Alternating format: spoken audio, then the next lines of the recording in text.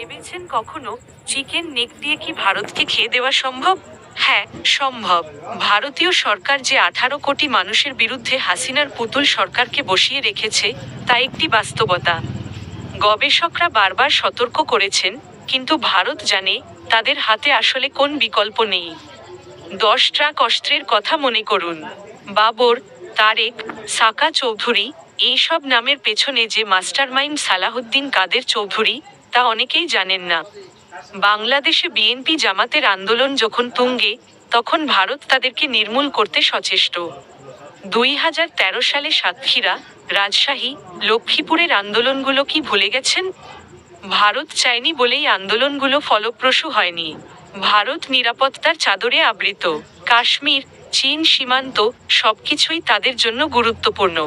আমেরিকার দৃষ্টি এখন বাংলাদেশে, কিন্তু হাসিনার পতন নিয়ে তাদের পরিকল্পনা কি? ওবামার কথায়, মোদির হেট পলিটিক্স ভারতকে ভাঙতে পারে। ভারতের চারপাশে এখন কোন বন্ধু রাষ্ট্র নেই। আগামী নির্বাচনে কামালা হ্যারিস জিতলে ভারতের জন্য দুঃখের দিন আসতে পারে। বাংলাদেশ হয়তো সেই দুঃস্বপ্নের অংশ হতে পারে।